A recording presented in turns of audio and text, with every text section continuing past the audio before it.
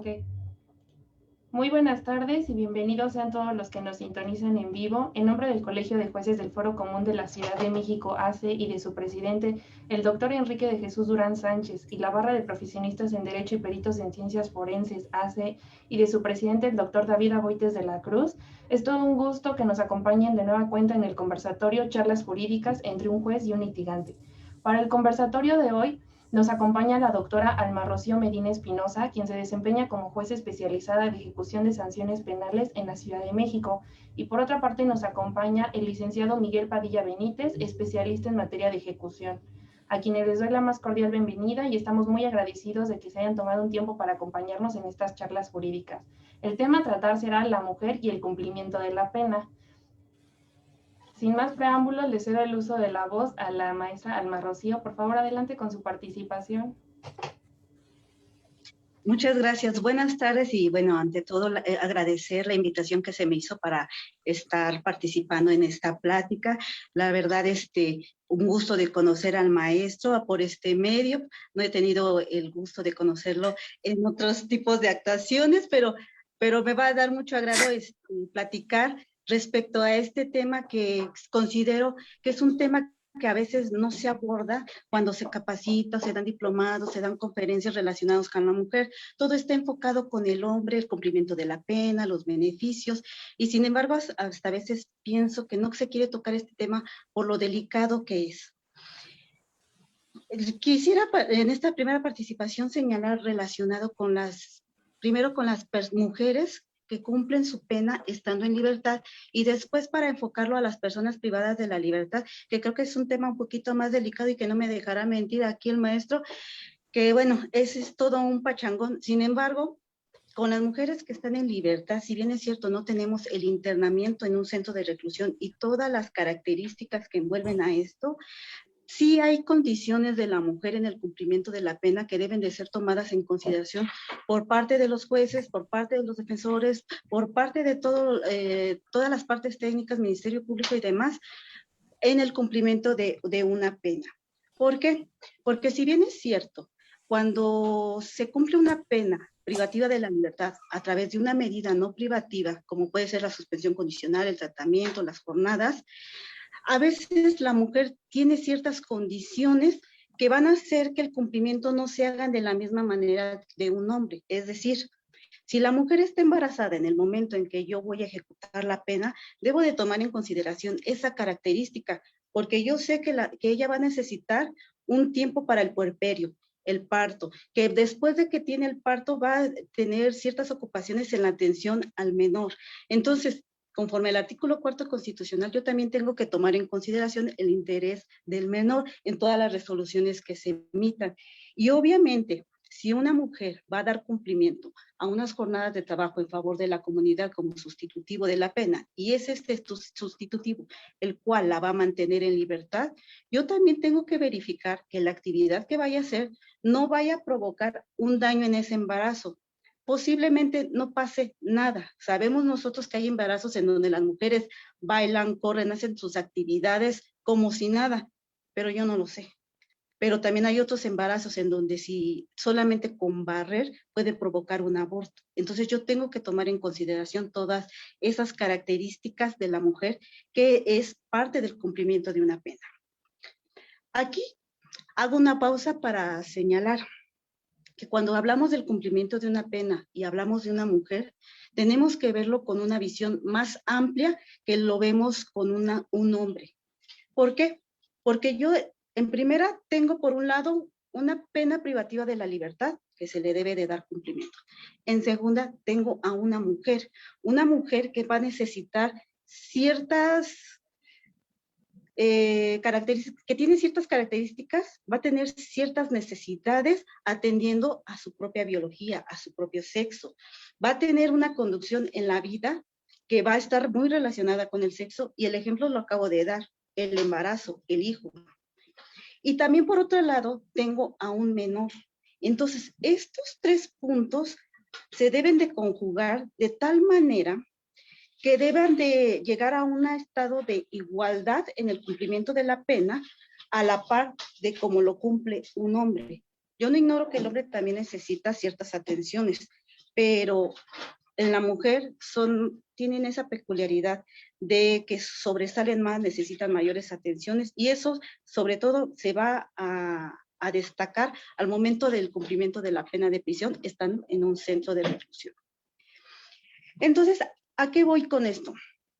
Cuando vamos a dar cumplimiento a una pena a través de una medida no privativa de la libertad, defensor, Ministerio Público e incluso la propia sentenciada, sería muy bueno y es importante de que le hagan a saber al juez esas condiciones especiales para que se tomen en consideración.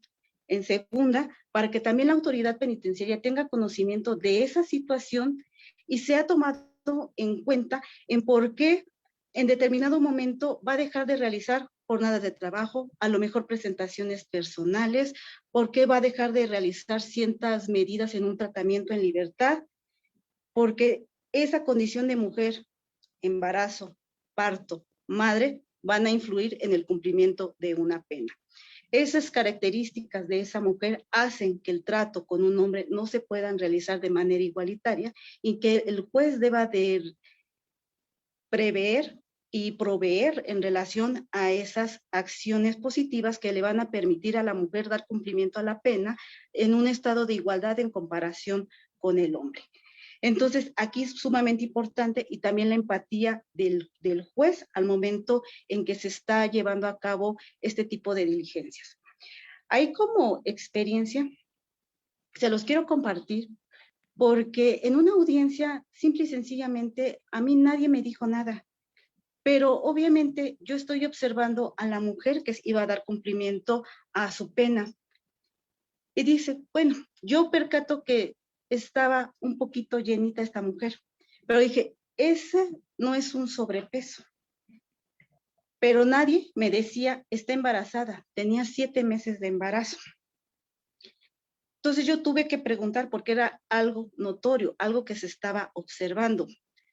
Y en ese momento yo tuve que hacer los cuestionamientos relacionados. ¿Cuántos meses tienes? ¿Ya tienes alguna fecha probable para el parto? Y todas esas, solicitar constancias. ¿Para qué? Para que yo iba a proveer lo necesario para el debido cumplimiento de la pena. Y es sumamente importante que se haga porque si no, la autoridad penitenciaria me dice, ¿sabes qué? Ya dejo de cumplir, el Ministerio Público me solicita una revocación, yo llevo la revocación, ella no puede ir a decir por qué no está cumpliendo. ¿Por qué? Pues porque está en su cuarentena, porque está teniendo a un menor, porque a lo mejor hubo alguna situación alrededor al parto que no le permite presentarse al juzgado o a la audiencia. ¿Y qué va a pasar? Yo le termino revocando ese sustitutivo o ese beneficio y obviamente eso no es posible. Entonces, aquí yo sí quiero hacer hincapié la importancia de la actuación, no solo del juez, sino de las partes, para que se tomen se dé de conocimiento del juez todas estas situaciones que van alrededor de la mujer para el cumplimiento de una pena de prisión, estando solamente en libertad. Cuando hablamos de el cumplimiento de la pena, estando ya privados de la libertad, es otra situación y creo que se agrava muchísimo más. ¿Por qué? Porque históricamente, y no solamente en nuestro país, sino es un fenómeno que se ha dado alrededor del mundo, la mujer, al momento en que entra a un centro de reclusión, entra a un centro de reclusión cuya arquitectura no está diseñada para que una mujer dé cumplimiento a su pena. Son lugares que están siendo adaptados, son lugares que en su momento dado e históricamente fueron un lugar o un hogar en lo que de recogida de malas mujeres, amorales, mujeres que separadas, mujeres que cometieron a lo mejor alguna conducta ilícita y fueron segregadas socialmente. Esos lugares, con el paso del tiempo, fueron adaptados y obviamente no cuentan con esas condiciones adecuadas. Si bien es cierto, nosotros actualmente tenemos centros de reclusión, por lo menos en la Ciudad de México, que tratan de cumplir con estas características arquitectónicas, también hay que ver que todavía tienen ciertos detallitos respecto a las áreas y sobre los servicios que se deben de dar. Pero si nosotros verificamos o observamos esas recomendaciones o investigaciones que ha realizado la Comisión Nacional de Derechos Humanos a nivel nacional, podemos encontrar todavía que hay lugares adaptados en centros de reclusión hechos para hombres, para que puedan permanecer las mujeres separadas. Incluso podemos llegar todavía a encontrar que reportan bodegas adaptadas, podemos encontrar que están en las áreas administrativas o que se separaron con malla ciclónica los centros de reclusión, o que incluso existe convivencia entre hombres y mujeres, o que no existen áreas diseñadas para las madres con los menores y ese cuidado que se necesita. Entonces, en el cumplimiento de una pena en internamiento, desde la arquitectura, nosotros vamos a encontrar ese gran problema en el cumplimiento de la pena de prisión. Por lo que hace a los servicios, también vamos a encontrar que no son tan adecuados como se quisiera, porque nos reportan que a veces se comparte un médico con el área varonil o femenil, que las mujeres tienen que ser trasladadas al área varonil para que sean atendidas, no hay médico en el área femenil, que incluso, por ejemplo, se decía que en las Islas Marías, cuando existía este centro, no había médico en esa área o un médico especializado, se tenía que llevar a las personas a lo que era a tierra y pues, obviamente el barco salía cada semana, entonces eso complicaba mucho. ¿Qué pasa con las mujeres y los menores en materia de salud? No vamos a hablar que las mujeres solamente necesitan estudios para, como lo sería la mastografía, Papá Nicolau, un ginecólogo. También necesitan un psicólogo. ¿Por qué? Porque una mujer, como tiene derecho a seguir embarazándose, a tener un hijo, no importa su estado de internamiento, ella va a sufrir ese embarazo relacionado con la separación del hijo. Y esto lo empieza a sufrir desde el momento que vive ese embarazo y se va aumentando desde el momento en que tiene a ese menor, porque ya cae en conciencia que empieza el reloj regresivo para esa separación acorde a lo que nos señala la ley. Actualmente nos dice 3 años. Entonces, esa separación la empieza a sufrir y obviamente llegada la fecha, puede experimentar un estrés muy fuerte e incluso depresiones, lo cual necesita un apoyo también psicológico e incluso puede necesitarlo farmacológico. Y si nos vamos más allá, bueno, el apoyo familiar para poder dejar al menor en manos de su familia, pues es otro tema que se debe de tratar, porque también es muy complejo atendiendo precisamente a todo lo que gira alrededor del núcleo familiar, que obviamente, y en la mayoría de los casos, si no es que todos, es un núcleo familiar ya muy distorsionado y ya está roto. Existen muchas situaciones en las cuales ellos van a mejor dicho, ellas van a permanecer con estrés relacionados que qué va a pasar con su hijo, si va a estar bajo unos cuidados correctos, que si la mamá va a decirles que ella es la madre, si la van a ver como una hermana o qué va a pasar.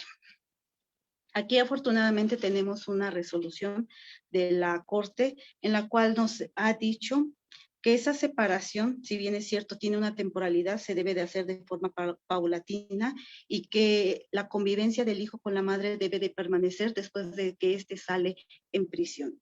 Entonces, eso también lo debemos de considerar y no solamente antes de que llegados los 3 años, sino posteriormente, porque esa separación tampoco se puede hacer tan abrupta.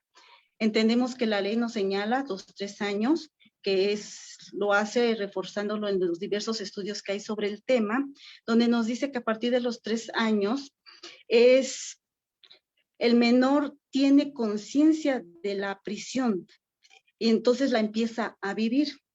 Y es por eso que se ha optado por esa edad.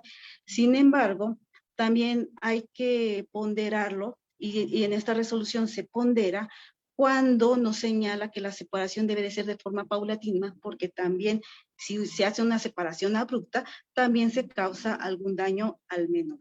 Entonces, esto no viene en la ley. Obviamente es un criterio que nos hace la Corte y obviamente no solamente es atendiendo a los derechos de la mujer, sino también atendiendo al interés superior del menor. Entonces, hasta aquí quiero dejarlo un poquito para que darle intervención aquí al maestro, para que él ya conforme a su experiencia y con lo que ya también tiene conocimiento del tema, pues bueno, se pueda seguir platicando y dar otra pauta. Muchas gracias.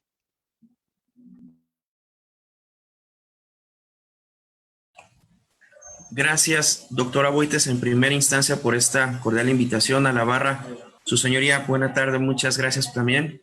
El hablar justamente pues de la mujer en reclusión es un tema muy importante, justamente, colegas, a la luz de esta Ley Nacional de Ejecución Penal. ¿Por qué? Porque aquí, si bien es cierto, pues ya sabemos que la ejecución anteriormente a esta ley, pues se encargaba el Poder Ejecutivo. Hoy surge justamente, no es algo nuevo, lo sabemos, ya el juez de ejecución con antecedentes en Brasil y en otros países, que va a ser justamente el que se va a encargar de vigilar la ejecución de la pena. El hablar de mujeres es un tema muy bonito, y lo cuento desde la experiencia cuando estuve en la Subsecretaría de Sistema Penitenciario. A la mujer la tenemos que considerar en tres etapas. La primera de ellas sería las imputables, ¿sí? Que van a ser las que van a cumplir o van a purgar una pena en reclusión. Y para ello, pues bueno, en Ciudad de México contamos con 2 centros de reinserción social, contamos con Santa Marta, Catitla, y contamos también con Tepepan. También, bueno, ahí ahorita vamos a platicar conforme a los criterios de inclusión de los centros de reclusión de la Ciudad de México. ¿Cuándo es cuando envían por ejemplo, a las imputadas? A las inimputables, por ejemplo, las envían o son canalizadas a Tepepan. Ahorita les voy a platicar esa situación. Y también tenemos que ver a la mujer adolescente en conflicto con la ley penal, quien va a purgar justamente una medida sancionadora de tratamiento en internamiento en un centro especializado para adolescentes, ¿sí? Como lo decía su señoría, hablar de mujer en reclusión es un tema muy delicado, porque pues ellas forman parte dentro de la cuestión ya del sistema penitenciario de un grupo vulnerable o prioritario. Ellas, pues sí, como dice su señoría, van a tener ese derecho de poder tener convivencia que sirve dentro de sus ejes de la reinserción social. Y por ejemplo aquí ellas a veces en las visitas interreclusorios suelen ir a la penitenciaría, al reclusorio norte, a los varoniles, y pues pueden tener allá una pareja sentimental, ¿sí?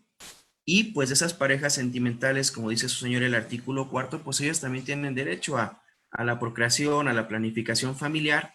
Y pues bueno, si ellas tienen una buena conducta, si llevan a cabo su plan de actividades, pues se les da este instintivo de que ellas puedan ir a visitar a los PPL varoniles, a su pareja determinada, ¿sí? Y pues muchas veces, pues de estas relaciones, ellos quedan en estado de gravidez. Aquí es importante que, bueno, si la persona ingresa al centro de reclusión no estando embarazada y durante su estadía de purgar la pena, ella queda en estado de gravidez, pues ahí lo que hace el sistema penitenciario es que el área técnica va justamente a canalizarla a salud para que se le esté haciendo pues, las pruebas de embarazo. Y lo que el sistema penitenciario hace es que cuando se detecta como a los 2 meses aproximadamente que ya se encuentra embarazada, las canalizan a Torre Médica, a Tepepan, que vendría siendo otro centro de reclusión. Reitero, aquí en Ciudad de México tenemos 2. El primero de ellos es Santa Marta, Catitla, y el segundo es Torre Médica o Tepepan. Y ahí, pues bueno, la característica de Tepepan es que está esta torre médica y ahí ellas van a estar hasta que el niño o la niña nazcan. Después de ello, de la lactancia, ya son canalizadas a lo que vendría siendo el módulo del CENDI en Santa Marta, Acatitla. Y ahí, como lo decía su señoría y también como lo puso el maestro Miguel Sarra en esa Ley Nacional de Ejecución, pues es hasta los 3 años que pues el pequeñito va a poder estar con la mamá. Es un tema que está mucho en boga y que, bueno, es muy complicado el determinar si es lo correcto o no es lo correcto que al pequeño se le desprenda de su mamá. Yo aquí les quería compartir, por ejemplo, porque muchas veces como abogados nos cuestionamos, ¿no? O sea, ¿por qué la envían a Santa Marta o por qué la canalizan a Tepepan? Y bueno, les quiero compartir que, por ejemplo, la población que se encuentra en reclusión en Santa Marta, Catitla, se caracteriza porque son imputadas, procesadas, sentenciadas y sentenciadas ejecutoriadas. Se caracterizan por ser primodelincuentes o reincidentes, son personas privadas de su libertad embarazadas, ¿sí? También son aquellas que están privadas de la libertad y que tienen consigo a sus menores hijos desde la edad de 0 hasta los 3 años, ¿sí? Son aquellas que también tienen alguna prescripción de medicamentos controlados. Ahí también, dentro de las mujeres, existen ciertas clasificaciones. Sé que conforme al artículo 1 y 22 constitucional ya no se les puede clasificar porque es discriminatorio, pero para la cuestión del área de conducta, que es psicología, criminología, trabajo social, pues ellos también deben de llevar sus estándares, ¿sí? Y por ejemplo, también hay personas con discapacidad, adultas mayores, indígenas, extranjeras y las que forman parte de la comunidad LGBTTI y que cumplan al menos con uno de los 4 primeros criterios y que presenten algún padecimiento crónico degenerativo, ¿sí? Los criterios de exclusión van a ser las que tienen, por ejemplo, VIH-Sida. Y, por ejemplo, les comparto la característica del centro de Santa Marta. Su capacidad máxima es para 1,608 mujeres privadas de su libertad. Y como lo dije, son imputadas, procesadas, sentenciadas y sentenciadas ejecutoriadas. Sé que es discriminatorio, pero bueno, nada, es por cuestiones de logística del Cerezo. El nivel de seguridad, pues, se caracteriza por ser medio. Ahora, por ejemplo, al hablar de Tepepan o de Torre Médica, ahí se tiene, por ejemplo, a las mujeres o personas privadas de la libertad femeninas que son primodelincuentes, son reincidentes, son inimputables y con discapacidad psicosocial. Tanto en Santa Marta como en Tepepan existen los módulos alfa, que son aquellas personas pues que cometieron algún ilícito que está catalogado en el artículo 19, párrafo segundo de la Constitución y que ahí están. Por ejemplo, en Tepepan hay una población en el módulo alfa de aquellas mujeres que en reclusión mataron a sus bebés y que el hecho de salir a población corren mucho riesgo. Las demás personas privadas de la libertad las pueden matar. Entonces, por ejemplo, ahí es una zona alfa, ¿sí? Hay mujeres también con medicamentos prescritos y que se caracterizan por ser controlados, personas con discapacidad, adultas mayores, indígenas, extranjeras. También hay personas de la comunidad LGBTTI. También son aquellas que padecen alguna enfermedad crónico-degenerativo con pronóstico desfavorable. También ahí se encuentra un módulo para las que padecen VIH-Sida y son internas próximas a compurgar su sentencia a 1 año. También son aquellas que están ahí por traslado voluntario o porque se encuentran cerca de su domicilio. Aquí los criterios de exclusión son mujeres que tienen consigo a sus menores hijos en el centro de reclusión, porque si bien es cierto, ahí nacen, pero después ya son canalizadas justamente a Santa Marta, Catitla, al módulo, reitero, el CENDI, ¿sí? Y aquí la capacidad de este centro pues es de 234 personas privadas de la libertad, son procesadas, sentenciadas y ejecutoriadas, y el nivel de seguridad pues se caracteriza por ser bajo. Y dentro del sistema penitenciario también, aunque ya es competencia de los jueces especializados en materia de ejecución de sanciones penales para adolescentes, también hay un centro especializado para mujeres adolescentes, ¿sí?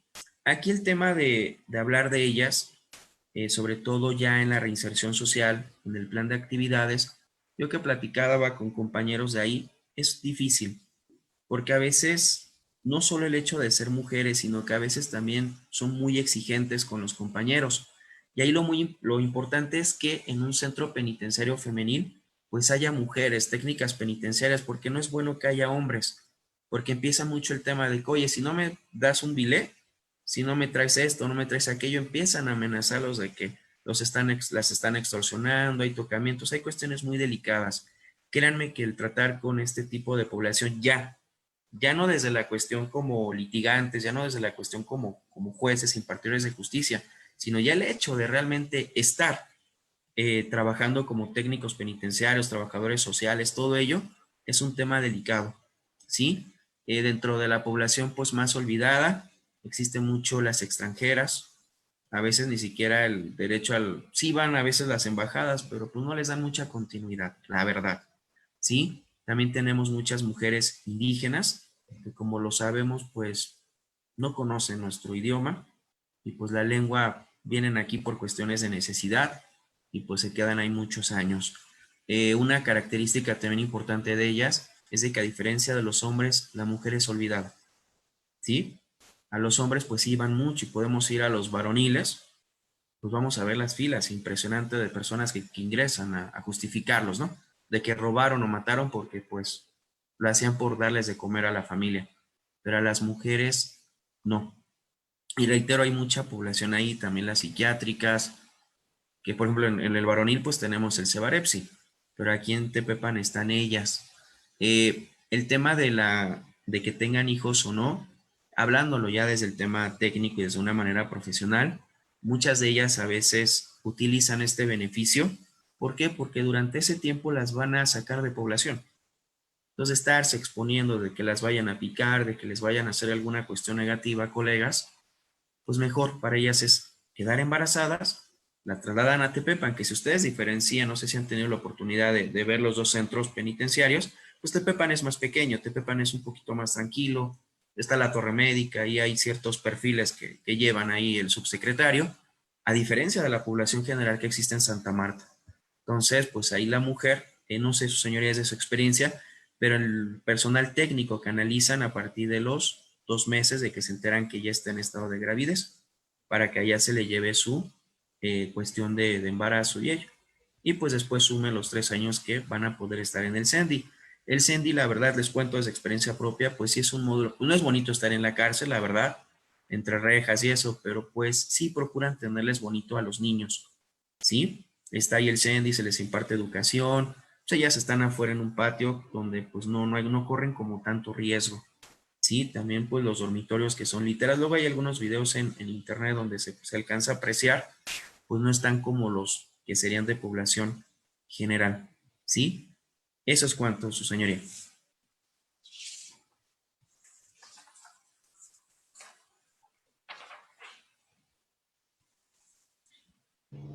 Adelante, por favor, doctora Alma, con su participación. Gracias.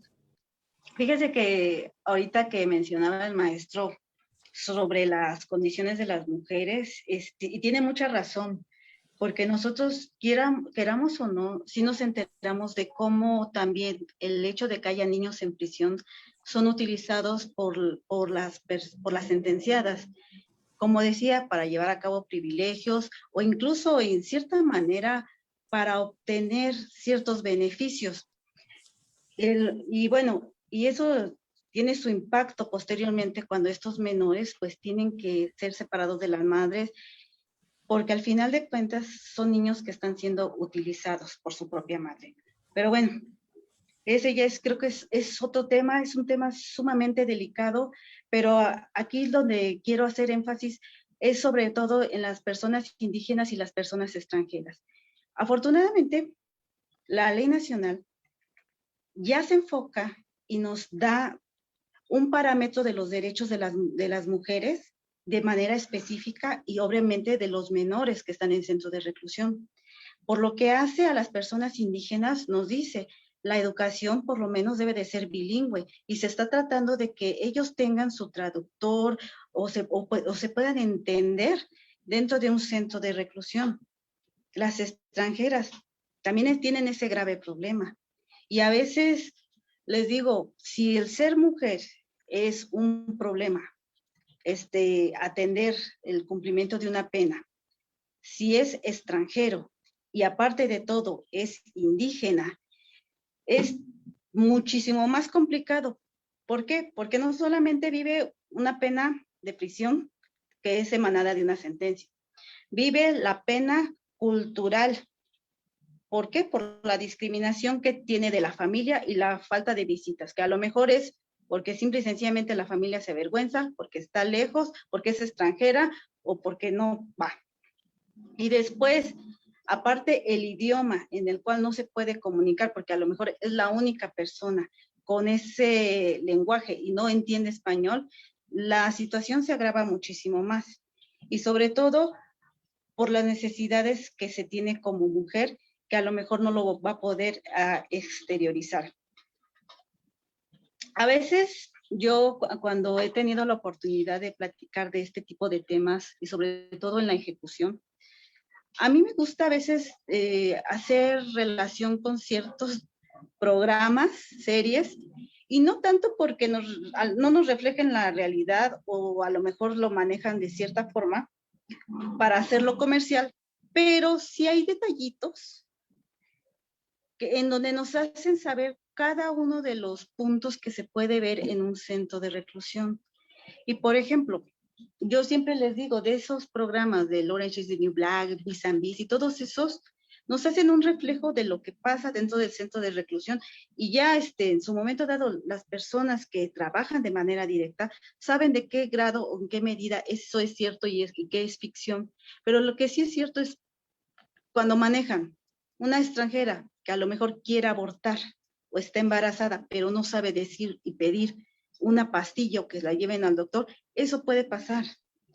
De una extranjera que está embarazada y que a lo mejor convive y no tiene los tratamientos de un médico con la facilidad que se debería de poner, también puede pasar.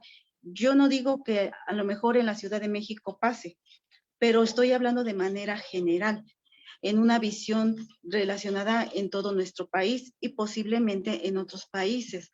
Y yo saco a colación pues esas investigaciones, la información que se saca de las visitas que ha hecho la Comisión Nacional de Derechos Humanos y que ha reportado de manera periódica. Es un problema que por desgracia lo tenemos desde los años 90, desde las primeras recomendaciones que ha hecho la Comisión Nacional de Derechos Humanos y que se han publicitado, hasta los últimos permanecen, van disminuyendo, que eso es lo importante, pero permanecen. Y es que al hablar de personas privadas de la libertad, sean hombres o sean mujeres, es un tema sumamente delicado, porque también sabemos que el mismo ambiente penitenciario o la misma sociedad que se va creando dentro de estos centros de reclusión tiene ciertas características muy peculiares que mucha gente que trabaja directamente ahí llegan a decir, lo que pasa ahí adentro, a veces ni siquiera nosotros nos enteramos. Nosotros realmente no sabemos qué es lo que está pasando ahí. Y entonces eso nos habla del control, de la seguridad y sobre todo de la integridad de las personas privadas de la libertad. Cómo se va a poder llevar a cabo de manera adecuada. Si a partir de ahí no empezamos a tener ese control, otro tipo de servicios y sobre todo aquellos enfocados con la mujer, pues ya resulta un poquito más delicado. Efectivamente, la mujer en prisión siempre ha sido olvidada, no olvidada nada más por la familia, no olvidada nada más por las autoridades. Y eso también nos lleva a otro tema. ¿De qué manera la mujer puede ser violentada estando dentro de estos centros de reclusión? En su momento dado, ¿quién o qué tipo de violencias puede sufrir? Y me refiero a que hay reportes que nos dicen que hay mujeres que han recibido violaciones o agresiones sexuales por parte de las autoridades de los propios centros. Y precisamente aquí la importancia, como nos dice el maestro, de que el personal que atiende a las mujeres sean mujeres, que a lo mejor tampoco eso nos los va a garantizar de que se pueda conservar la seguridad, la integridad de la persona, pero por lo menos sí nos va a ayudar a disminuir este tipo de situaciones. También tenemos el reporte de que pueden ser golpeadas por las autoridades, que pueden ser maltratadas. Ese también es un problema que se tiene no solamente para las mujeres, pero por desgracia cuando se ventila con las mujeres resulta más grave y debería de ponerse con mayor atención. Es muy difícil. Si hablar de internos es difícil, hablar de mujeres es muchísimo más difícil porque tienen una gran complejidad estos temas. hablar que son mujeres con menores, pero por eso también la importancia de que los lugares de los centros de reclusión para mujeres realmente tengan esas adaptaciones, visualizando todas estas necesidades para llevar a cabo el control. Pero como yo les decía, la culpa no, si lo queremos echar la culpa a alguien y si es a las autoridades actualmente, pues tampoco la tienen, porque esos centros de reclusión fueron hechos a lo mejor con el mismo mapa, con la misma arquitectura que fueron hechos los centros de reclusión varonil por esa falta de visión.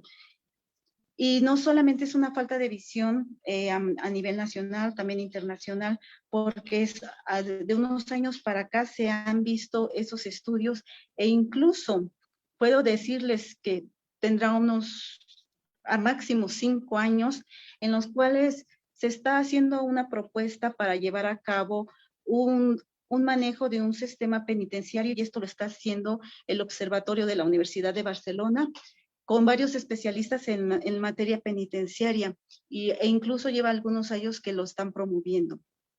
Y todo está enfocado a llevar al control de un centro de reclusión, mayor seguridad y donde el cumplimiento de una pena privativa de la libertad sea salvaguardando en todo momento esos derechos humanos de las personas privadas de la libertad y sobre todo, bueno, en el caso que nos atiende en esta plática, pues el de las mujeres. Y bueno, es importante que resalte que la ley nacional toca algunos puntos de los que toca el Observatorio de la Universidad de Barcelona. ¿Cuáles son esos? Primera, las visitas formales o informales que se regulan dentro de la Ley Nacional de Ejecución Penal. Eso es una parte muy importante, que accedan los organismos de derechos humanos, las sociedades o asociaciones civiles enfocadas a la protección de los derechos humanos de las personas privadas de la libertad. Es un punto que ellos resaltan mucho. Y precisamente, pues esto está enfocado con el principio de transparencia que maneja la ley. Entre más transparentes sean las prisiones, pueden ser más justas o se puede evitar que se haga algún tipo de daño o algún abuso a las personas privadas de la libertad. Entonces, quiero resaltar esto porque no todo lo que se hace a nivel nacional o como se puede percibir, porque México no tiene una buena percepción de su sistema penitenciario de manera internacional, no es tan malo. Hay cosas que estamos haciendo bien, hay cosas que esta Ley Nacional de Ejecución Penal está rescatando, como se los digo, ese tipo de visitas a los observadores, el hecho de que tengamos un catálogo de derechos de las personas privadas de la libertad, mujeres, y que resalten cuáles son los derechos de los menores que están con ellos, es muy importante. Falta todavía, porque si observamos de las personas extranjeras, casi no toca, si no es que no toca algún punto en especial. De las personas indígenas las trata de manera especial, pero de manera general, no enfocada a las mujeres, que se pueden hacer esas interpretaciones, sí. También que se destaca los sustitutivos que existen para las mujeres, sobre todo cuando son las únicas cuidadoras o son exclusivas cuidadoras de los menores de edad. Es una novedad que tenemos en esta ley nacional que no se contemplaba anteriormente en alguna legislación de esta materia. Y obviamente esto hace una gran diferencia y sobre todo se advierte el interés por atender a las mujeres privadas de la libertad en el cumplimiento de una pena. Aquí realmente nosotros tenemos un gran abanico de oportunidades para que puedan ser explotadas por los defensores. Tenemos la gran oportunidad de desarrollar estos temas y tenemos un gran compromiso al momento en que vamos a entrar al estudio de todos estos beneficios sustitutivos o todos estos temas que trata la Ley Nacional de Ejecución Penal, porque precisamente, como nos dice la ley, nosotros vamos a garantizar que se respeten esos derechos humanos, vamos a garantizar que se cumpla la pena en las condiciones que fueron fijadas en la sentencia. Y en la sentencia en ningún momento me dice que se le deba de tratar de una manera distinta a la persona privada de la libertad, en este caso a la mujer, cuando no se limite su libertad y aquellos derechos que por consecuencia deban de limitarse por la pena de prisión que ha sido impuesta. Entonces, es sumamente importante, sumamente delicado. Felicito a la barra y a la asociación que hayan tomado en consideración este tema, porque como se los digo desde un principio, no todos tocan este tema porque es muy delicado. A lo mejor nosotros con esta participación que hacemos, bueno, estamos moviendo la llaga o la herida que existe en el país en relación a las mujeres, pero creo que es importante hacerlo saber para poner mayor atención. Es importante hacerlo saber para poder buscar una solución que se adapte a las necesidades que tenemos en cada uno de los centros de reclusión. Porque como nos menciona el maestro, no todos tienen las mismas características. Hay unos que necesitan ser hospitales para atender a las mujeres en su parto, para atender a las mujeres enfermas. Hay otros que necesitan separar a las personas en prisión preventiva, a las personas sentenciadas, a las mujeres que tienen hijos, a las que no los tienen, y evitar ese tipo de abusos que se pudiesen dar con las madres o con los menores. Entonces, me gustó este tema, tratarlo aquí. Realmente es un compromiso muy grande que se tiene, y hace rato vi que alguien escribió relacionado con cuál era la resolución de la sala, de la primera sala, cuando hace referencia de la separación paulatina de los menores con su madre. Nada, les doy el número del registro para que ustedes lo tengan. La tesis es la 2015-74-7. Ahí es donde nos hace referencia de cómo se debe de intervenir, cómo se debe de garantizar el contacto cercano y frecuente entre la madre y el hijo y la forma en que se debe distanciar. Entonces, para que lo tengan, vean la resolución, es sumamente interesante de la forma en que lo trata, y yo nada más aquí les hago hincapié que aquí lo único que me faltó es la salud de la madre en su salud mental en esa separación. Pero pueden encontrar varios artículos relacionados con el tema, y sobre todo los estudios los hacen ya en el área de la psicología, y hay muchísimos estudios en este punto respecto a cuál es el impacto de esa separación y por qué es tan importante que sea a la par de un tratamiento psicológico o un apoyo farmacéutico, dependiendo del caso. Bueno, hasta aquí me quedo. Muchas gracias.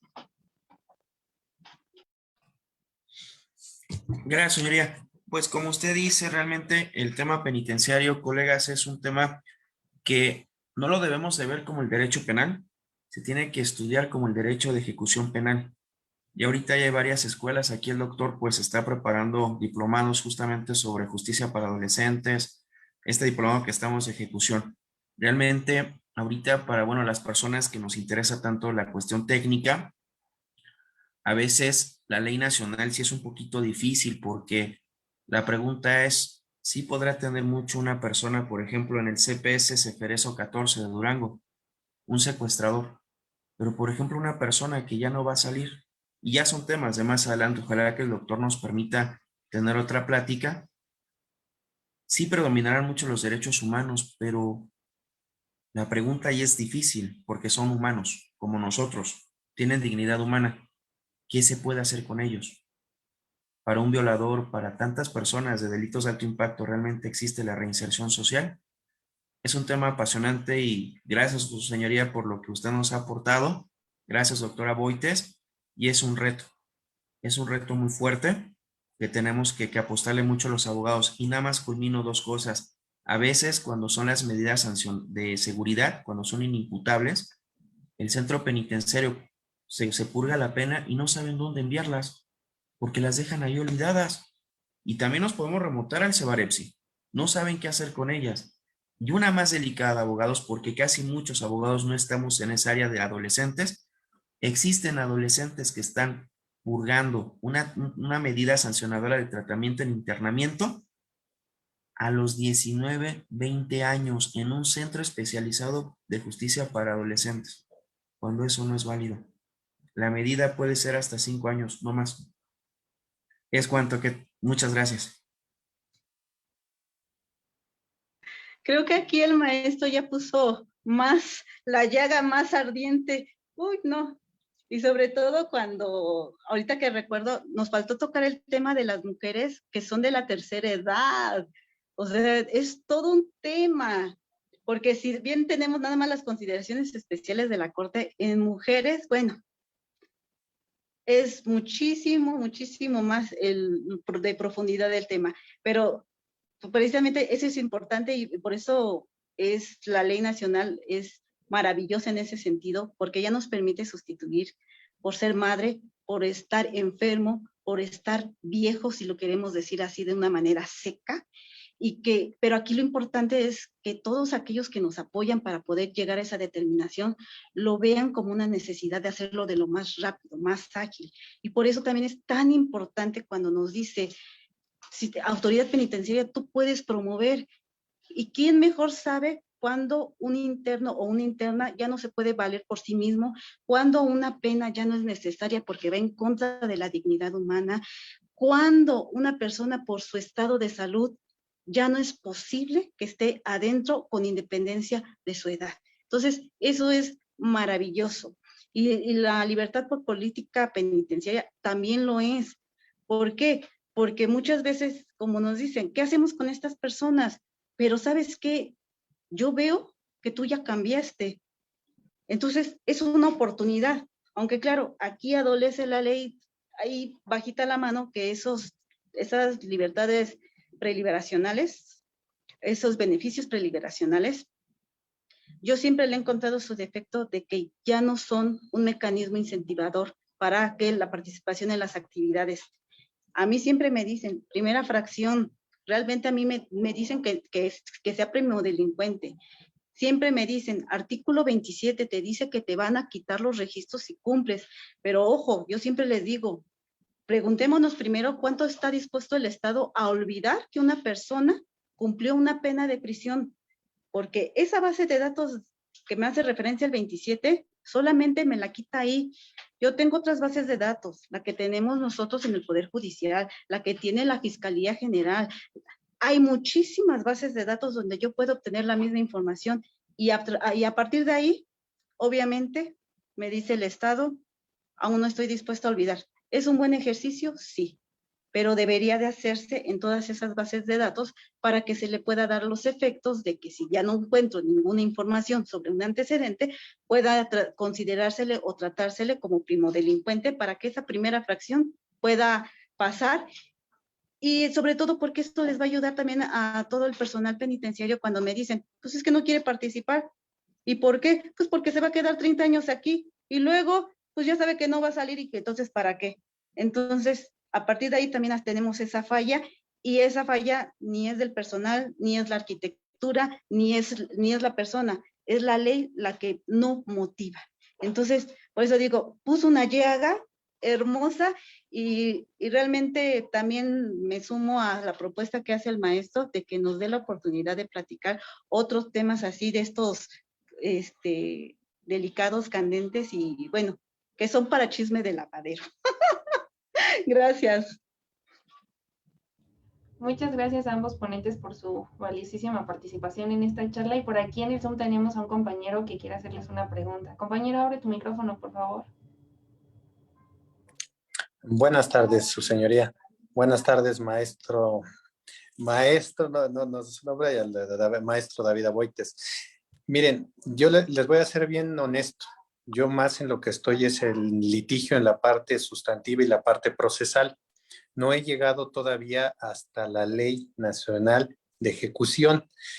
Es muy interesante el tema que ahorita ustedes acaban de tocar en cuanto a la mujer y sobre todo desde un punto de vista muy humano y además atendiendo a que es un grupo vulnerable.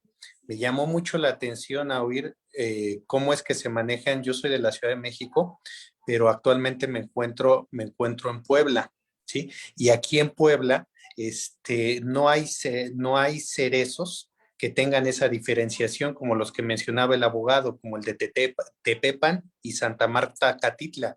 Aquí, por ejemplo, en el mismo establecimiento penitenciario que se llama San Miguel, están tanto mujeres como hombres, aunque se supone que deben de estar separados, ¿no? Como es que lo menciona el 18 constitucional, ¿no? Y con todas las finalidades, con la reinserción, que es lo que se busca, ¿no? Porque la reforma al 18 constitucional que tiene que ver ahora sí que todo lo que impactó en cuanto a materia de justicias para adolescentes, en cuanto al cambio la inimputabilidad, sí, el concepto, sí, que antes se decía, bueno, más de 18 años ya es delincuente, ¿no? Y ahora una persona a partir de los 12 años puede cometer delitos, ¿no? Incluso menos de 12 años lo cometen, pero son diferentes las sanciones. Aquí no hay penas, sino hay ¿cómo es que le llaman?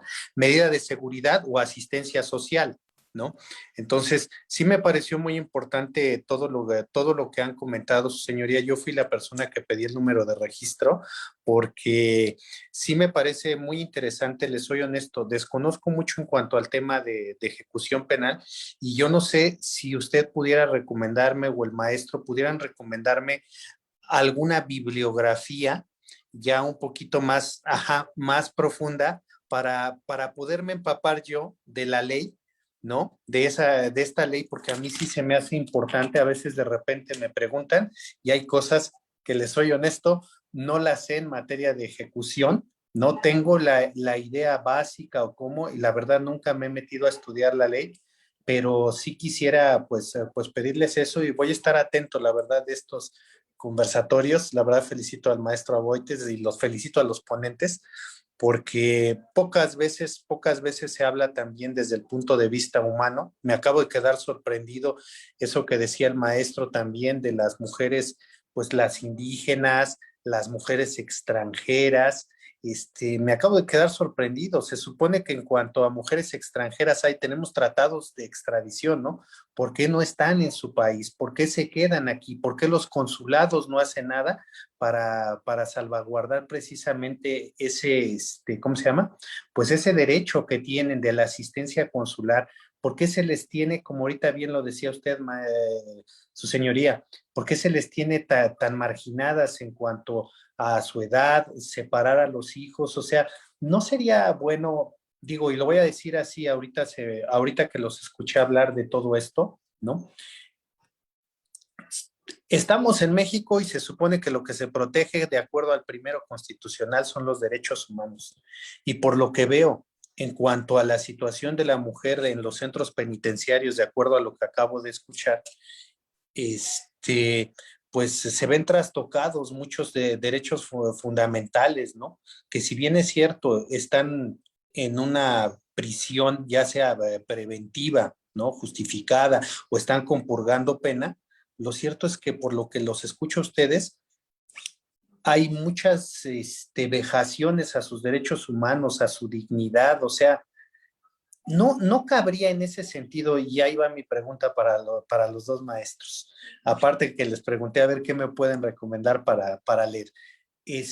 No cabría la posibilidad, así como se ha hablado que debe de haber igualdad entre el hombre y la mujer, y por ejemplo en la Ciudad de México lo digo así, ¿no? Se sube uno al Metrobús y le dicen, los hombres a la parte de atrás, las mujeres en la parte de adelante, y hay una diferenciación. O sea, para mí hay una diferenciación. Pudiera a lo mejor decir discriminación, pero no quiero entrar en ese tema. Pero no cabría que se hiciera digo, yo sé que constitucionalmente no pueden haber leyes privativas o alguna cuestión especial, es profeso para una persona. Pero aquí para la mujer, ¿no sería conveniente, su señoría y maestro, que este tema en cuanto a la reinserción social fuera de una manera distinta, un trato diferenciado al que se le da a los hombres, que no sé, que hubiera un sistema, algo, es, algo especial, algo diferente, porque es triste oír esto que dicen, que muchas se tienen que embarazar para estas situaciones, que los menores tienen que ser separados de las madres. O sea, es muy triste. O sea, no hay ninguna propuesta o algo que se pueda hacer en ese sentido, porque finalmente las mujeres, pues, independientemente de lo que hayan, el hecho que hayan cometido, pues debe ser muy doloroso. Yo creo que para la mayoría de las quienes se precian ser madres, pues lo que quieren es estar junto con sus hijos, ¿no? Y al separarlos, todo lo que se trastoca, un entorno familiar, son muchas cosas. Por eso yo les preguntaba si nunca se ha pensado hacer, en cuanto a la reinserción social de la mujer, que fuera diferenciada de la del hombre, ¿Por qué? Porque son un grupo vulnerable, todo apunta hacia allá, feminicidio, todo apunta hacia allá. Son nada más mis dos preguntas. Y perdón que haya hablado ya tanto, pero ahorita que estoy con dos especialistas del tema, quisiera escuchar su opinión. Gracias. Muchas gracias, compañero. Maestra Alma, por favor. Sí, gracias. Bueno, aquí nada más quiero empezar a señalar que la igualdad que se está buscando es una igualdad formal, porque obviamente la material no la vamos a conseguir fácilmente por las principales características de la mujer y sus necesidades. Efectivamente, tenemos que hacer todas esas acciones positivas para lograr esa igualdad formal entre el cumplimiento de una pena, ya sea en libertad o privada de la libertad, a la par del hombre. Por eso es que yo les decía, un hombre a lo mejor lo mando a hacer firmas mensuales, suspensión condicional. Solamente lo que le va a interponer es el cumplimiento, a lo mejor es su trabajo. Una mujer que a lo mejor, madre de familia, pues no tiene trabajo, pero tiene una casa, tiene un marido, tiene un hijo que tiene que cuidar y a lo mejor está chiquito, tiene que cargar con él para ir a su casa. Si es una mujer que es de la tercera edad, su estado de salud también puede eso afectar al cumplimiento. Si está embarazada, el día que se embarace, el día que tenga su hijo, ya no va a poder salir y no por eso le voy a estar exigiendo, firma ese mes porque si no te lo revoco. Sí, hay que hacer diferencias. Estando privada de la libertad, igual. Los estudios que hay siempre están enfocados para ver qué está bien, qué está mal y qué posiblemente podría ser el ideal. Y a partir de ahí, pues nos podemos ir como una referencia a las reglas de Bangkok, que nos hace esa referencia de cuál es el trato que debe de tener una mujer estando en prisión preventiva, estando sentenciado, incluso cumpliendo una medida administrativa. Y yo también me puedo ir un poquito más para allá, incluso en todos los centros en los cuales se le priva de la libertad y no necesariamente están enfocados con una pena de prisión o una medida administrativa, porque también podríamos hablar de los centros donde se separan para para los inmigrantes, porque reúne las mismas características, son lugares en donde se les va limitando la libertad. Hay varios estudios y el enfoque que se hace es ese, desde el enfoque arquitectónico, que debe de ser una construcción especial, no debe de ser adaptado, no debe de ser un anexo, no debe de ser la copia del hombre, porque no tiene las mismas necesidades. Que el personal de custodia, el personal penitenciario también debe de ser especial. Ya nos lo decía el maestro, mujeres de preferencia, y es más, no solamente necesito un médico, también necesito un ginecólogo, necesito el pediatra, voy a necesitar también a lo mejor un pedagogo, voy a necesitar una guardería, voy a necesitar una escuela, lo cual no necesita el centro de reclusión varonil, necesito un área de juegos, un área de convivencia de la familia, con el niño, con la madre. Son muchas características las cuales se está atendiendo. Es muy delicado porque en todos los países, por desgracia, y eso lo pueden ver en diferentes artículos e incluso videos de YouTube, se refleja esta necesidad. Es porque sí, es cruel, hay separación, hay clasificación, pero por desgracia, hasta en las durante muchos años hasta las actividades del tratamiento técnico estaban enfocadas para que fuera una mujer buena, hogareña, madre, hermana, esposa. Cursos como antes eran de chocolatería, tarjetería, ese tipo de cursos en donde se enfocan a resaltar el rol de la mujer y no prepararla a una externación para que pueda trabajar económicamente activa, hacer su sustento y ser el sustento de su familia, porque también esa es una realidad. La mujer cuando sale no sale a una casa, sale a trabajar y a buscar a dónde vivir, porque esa discriminación que vivió de su familia la va a vivir de la sociedad. Prácticamente tiene que buscar o como se dice coloquialmente, rascarse con sus propias uñas. Esa es una realidad que no podemos ignorar. Y entonces todos estos cursos, todos estos tratamientos deben de estar enfocados para que pueda la mujer tener una adecuada participación social. Yo siempre que veía, al hombre se le da mecánica 1, 2, 3, full injection. Yo dije, wow, a mí me encantaría tomar un curso de esos, voy a ver si puedo, ¿no? Pero ¿por qué a la mujer no se le da ese tipo de cursos? ¿Cuál es el problema con que la mujer sepa de mecánica? A lo mejor sale, agarra un taxi, empieza a manejar, se le descompone, necesita saber qué hacer para saber, a lo mejor solamente se le cambia, no sé, una boquilla y ya sigue andando, pero no lo sabemos porque no se da esa preparación. Entonces, sí se necesita mucho el estudio todavía. Yo, sinceramente, le hablaba del programa que trae el Observatorio de la Universidad de Barcelona. Realmente lo hace de manera muy genérica y no se enfoca tanto en las mujeres, pero sería importante buscarlo más, eso a fondo, para ver cómo se puede adaptar a nuestra situación nacional y sobre todo a nuestras mujeres, porque culturalmente ahí es donde vamos a encontrar esa gran diferencia. Sobre bibliografía, que también preguntaban, afortunadamente hay varios libros que han salido de compañeros de Oaxaca, ha salido del maestro Miguel Sarre, han salido del maestro Manrique, del maestro Melo, o sea, han salido muchísimos, pero yo las sugerencias que les hago, porque ahí es donde vamos a encontrar las pautas, es que hay diversos manuales de las Naciones Unidas por cada uno de estos temas. E incluso hay libros que salió de la Corte Interamericana que se enfoca con los temas de la prisión y los resalta en cada una de sus resoluciones relacionados con la libertad, y estos los emite y están de manera digital por el gobierno español. Hay muchos documentos y artículos relacionados con el tema y yo siempre les digo, búsquenlos en esas bases de datos de artículos serios, científicos, como sería Dialnet, Cielo y otros tantos que hay, búsquenlos, ahí los van a encontrar y van a verlos por tema y van a entender la naturaleza o el sentido de cada uno de los temas que encuentran en la ley nacional, e incluso el primero estudiarlos de manera separada y después leer la Ley Nacional de Ejecución Penal nos da una visión muy distinta y nos ayuda al entendimiento de esta ley. La barra tiene diplomado, hay otros que ya han habido otros cursos en otras escuelas, e incluso les puedo decir que hay másters internacionales que están enfocados a ese tipo de temas, los pueden buscar y si en la medida de sus posibilidades lo pueden llevar a cabo, háganlo. Son temas sumamente interesantes y de la forma en cómo se maneja y realmente se les da otra visión en materia internacional por expertos ya en el tema. Entonces, hasta ahí yo me quedo.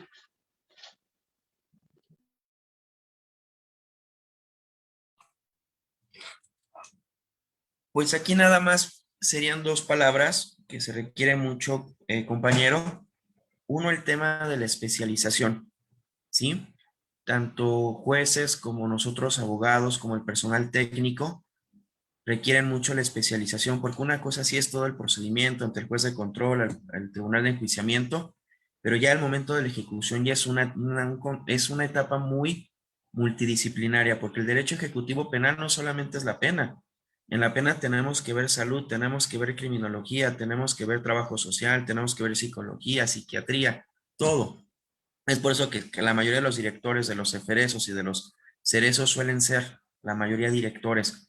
Es un área que, bueno, los abogados hasta ahorita todavía seguimos teniendo y hay que entender, ¿sí? Por ejemplo, un secuestrador, un violador, o sea, todos esos perfiles hay que tener el conocimiento y saber entender también al psicólogo qué nos quiere decir. Y también, pues, el personal técnico requiere una palabra muy importante que es la vocación, ¿sí? Porque estar trabajando, quizá a lo mejor nosotros estamos en la calle, también los jueces, pero ya estar en el interior de un centro de reclusión y convivir justamente ya con ellos, también se requiere muchísima vocación. Otra palabra que nos han dicho es, dentro de la prevención, existe la prevención primaria, secundaria, terciaria y la especial. La especial ya es la reinserción social. Lo que ahorita nos invitan mucho nuestros maestros es a la prevención primaria, a la familia, después a la educación, a la población, y con eso evitar la reinserción social, ¿sí? Y por último, nada más, el adolescente no comete como tal delito, comete un hecho delictuoso que la ley señala como delito, porque acordémonos que es un sistema integral de justicia para ellos. Y también es un tema que es una herida muy fuerte, ¿no?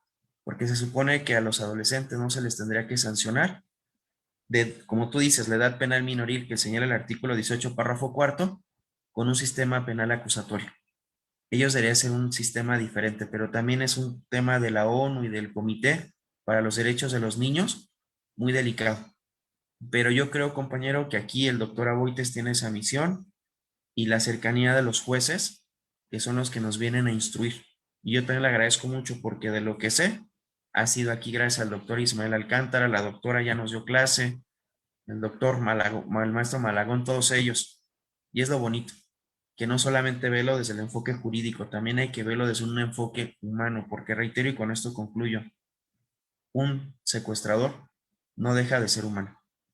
Y a lo mejor uno dice, oye, si te secuestran a ti vas a pensar diferente, hay que verlo de una manera subjetiva y también de una manera muy intelectual. ¿Sí? Gracias. Muchísimas gracias a ambos ponentes y para ir concluyendo con esta charla jurídica, le voy a dar el uso de la voz al presidente de la barra de profesionistas, el doctor David Aboites de la Cruz, quien nos va a dirigir unas palabras. Pues mis estimados amigos, de verdad agradecerles esta charla tan rica para esta tarde después de una comida, espero que ya hayan comido todos. Haber absorbido esta información que nos trajeron creo que es muy importante. Hay muchos temas y claro que vamos a seguir tocando este tipo de temas como lo señala la maestra, la doctora Alma Rocío, porque efectivamente nosotros vemos lamentablemente cómo es abandonada la mujer. A mí me da mucha tristeza cuando voy a locutorios, porque soy litigante, y de repente veo que es martes, jueves, sábado, domingo, y en los varoniles está a reventar. Y ahí van las pobres mamás, ahí van las esposas, los pollos, ahí van todos cargando el mandado, cargando el alimento para llevarlo. Pero cuando vas a uno femenil, es muy raro la gente que va a verlas, que les lleva algo. De verdad, eso a mí me entristece mucho. Como decía el compañero Manuel, no nada más en Puebla, en muchísimos estados, en el Estado de México, no las tienen separadas, están ahí junto con los hombres, están procesadas, sentenciados, es un revoltijo que de verdad preocupa y bueno, sobre todo cuando estas son mamis, pues que tengan un área especial para realizar esa función pues tan importante, ¿no? ¿Quién no le gustaría tener una cuestión materna de forma pues normal, entre comillas, pudiéramos decirlo, aunque sea dentro de prisión? Me ha tocado ir al de Santa Marta, tienen su área lúdica y todo, pero bueno, no es lo mismo, ¿no? No es lo mismo. Sabemos también que hay una excepción de la prisión preventiva en el 166 del Código Nacional, donde habla precisamente de las mujeres embarazadas o en lactancia y que va a haber esa excepción de ponerles esta medida cautelar. Sin embargo, bueno, vemos que en la realidad pues no se otorga, es muy difícil que un juez pues te diga sí, vete a tu casa y que ya pase sus periodos, sus cuidados, porque son cuidados médicos, cuidados pues de salud para que todo salga bien, ¿no? Y muchas veces te dicen, no, igual en la lactancia es muy difícil, ¿no? Recuerdo apenas un asunto que tuve, una chica que acusó de lavado de dinero, su hijo tenía 2 años, 2 añitos, y de la noche a la mañana cumplimentaron un orden de aprehensión porque a la chica le habían depositado de una extorsión que se había realizado y se la llevaron a un penal federal. El niño tiene 2 años, hasta los 3 años va a poder ver a su mami. O sea, es así de tajo la decisión que dices, oye, ¿y el niño? ¿Qué está pasando con él? No puede ser que en un año no, o sea, estaba tan acostumbrado a su mamá porque ella lo bañaba, le hacía todo lo que pues, nos hicieron nuestras mamis, ¿no? Pero de repente nada más, niño, adiós, nada, no ves ni a tu mamá y tu mamá no ves a tu hijo, es algo destrozante de verdad que yo, a mí cuando vi ese tipo de escenas, porque los enlacé, esa audiencia la llevé a través de plataforma en un juzgado federal de ahí de Almoloya, y bueno, tuve oportunidad de ponerle el micrófono al niño y ahí le decía mamá y pues nada más oía la voz y se oía cómo se destrozaba la mujer, ¿no? Gritándole, mi hijo, te amo, y o sea, de verdad algo muy triste, algo muy triste. Y bueno, no se diga ese grupo vulnerable doblemente, las mujeres de la calle, ¿no? Que ya lo platicábamos, que de repente el Estado, en vez de ayudar a esa gente a recogerla y cuando tienen un bebé y llevársela a un centro de asistencia, pues no, le quitan al bebé, lo separan y ella la meten a prisión, y entonces pues así sin tajo, sin preguntarle agua va, les quitan a los niños, ¿no?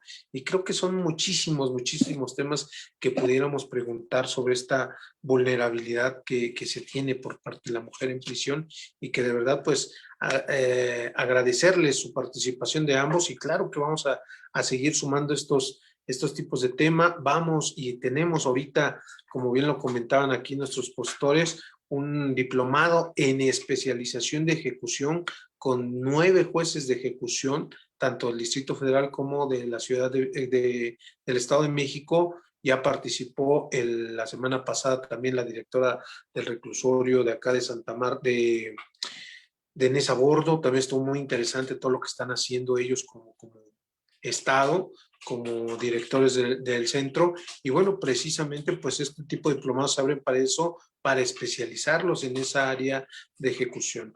Nada más también por último recordarles, la primera, junto con el buen doctor Marco Antonio Rueda, la doctora Alma Rocío, fue de las primeras jueces que se nombraron del sistema acusatorio como jueces especializadas en materia de ejecuciones de acciones penales. Ahorita ya, gracias a Dios, fue ratificada el año pasado, ya la tendremos de aquí al infinito, como dicen, y más allá, pero de verdad da gusto tener este tipo de gente tan preparada al frente de estos organismos que, bueno, pues estaba, yo creo, muy abandonado anteriormente la etapa de ejecución. Afortunadamente hoy ya con la Ley Nacional de Ejecución podemos nosotros hacer cuestiones un poquito mejores por esas personas que están privadas de su libertad y analizarlo desde otro enfoque que podemos realizar. Pues no nos resta de verdad más que agradecerles el haber estado con nosotros, y bueno, pues de nuestra parte y del Colegio de Jueces del Fuero Común de la Ciudad de México, a nombre del doctor Enrique de Jesús Durán, que por causas ajenas no pudo estar el día de hoy, y de parte de su servidor de la barra de profesores en Derecho, peritos en Ciencias Forenses, le otorgamos a la maestra su constancia de participación aquí, a la doctora Alma Rocío Medina Espinosa, y también a nuestro gran amigo, el maestro Miguel Padilla Benítez, especialista en materia de ejecución. Y bueno, pues de verdad todo un honor y todo un gusto el estar aquí compartiendo. Muchísimas gracias, maestra, muchísimas gracias, y los invitamos a que se sumen a ese diplomado. Apenas nos vamos en la tercera clase, nos faltan 7, son sabatinas de 10 a 1 de la tarde, y nos faltan todavía 7 expositores, todos ellos jueces, que seguramente nos van a traer gratas experiencias. Muchísimas gracias y que Dios los bendiga. Adelante. Gracias. Al contrario. Hasta luego, Muchas señoría. gracias. Gracias. Hasta luego, maestro. Hasta luego, doctor.